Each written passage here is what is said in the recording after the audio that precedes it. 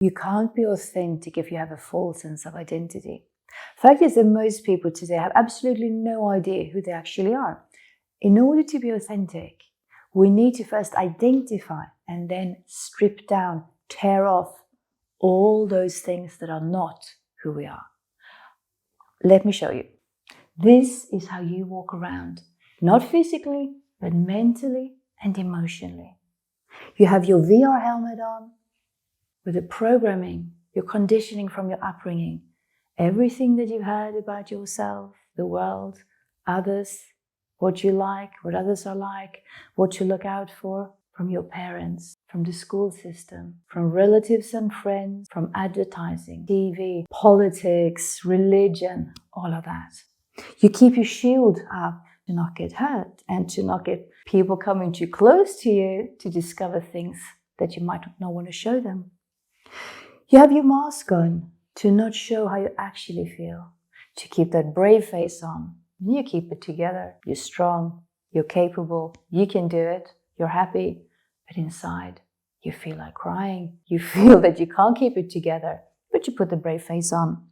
You got your coping mechanisms. It can be anything from alcohol, tablets, food, but also sport, overworking, sex, porn, gambling. You got your bling to attract people, situations, to be seen, to be loved. You have your dreams, your desires, everything that you want, because the ego, the false identity, is never happy. It always wants something else, something more. As soon as it gets something, it wants something else, always something else. You got your backpack full with emotional baggage, all the trauma, all the difficulties that you've experienced in life that you carry around with you if you haven't worked on healing them yet. You got the little devil on your shoulder that shows up with the negative comments, with the comparing, the justifying, the blaming.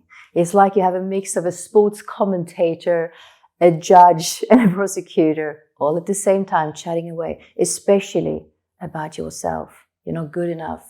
You're not worthy enough. Then you have your whip to whip away things, people, situations that you don't want, because you're always in the tug of war between what you want and what you want to push away, what you want to attract and what you want to just get rid of all the time, this tug of war. And then, if that's not enough, you got the chains from your ancestral trauma, from your parents and grandparents, from your ethnic group, from your country that you carry with you. Not just a collective emotional trauma from your ancestors, but also on a physical level. Your DNA is affected by generations of trauma. Just think about it.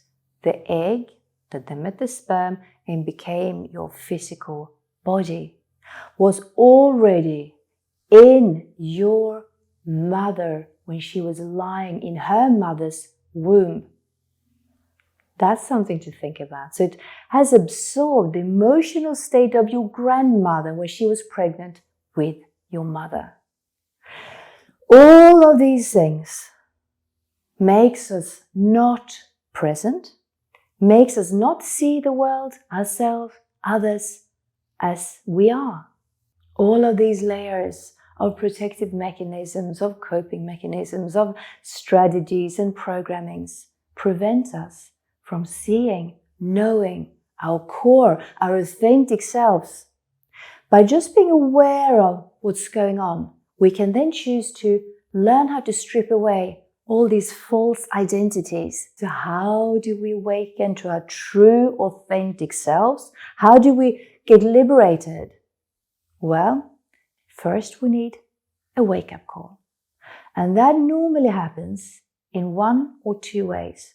Either through severe trauma, because the cracks then in that false identity get so deep that your inner light, your authentic true self starts to shine through and you get a taste for that. Or when you ticked all the boxes in life that you thought that you should tick in order to be happy, peaceful and free, like a good education, a family that you look after, you care for others, you're kind, you look after your physical body, you've done all the right things and you still are not happy, peaceful and free. You feel that something is missing, something is not quite right, you don't really feel at home in your body or on this physical plane, and you search for something more. That's when you start to look for ways to heal, to be whole. And unfortunately, a lot of people, so most people, that try to heal their emotional traumas do it only working on the mind. It gives you an idea, an overview of your problems. But in order to heal, we need to look at it holistically and incorporate our body, mind, spirit, emotion, but also our sexuality. All of that which makes up who we are. So we need to address every level of it to really heal the trauma by the root. And as we heal our underlying issues, traumas by the root, holistically, we automatically become more authentic, happy, peaceful, and free.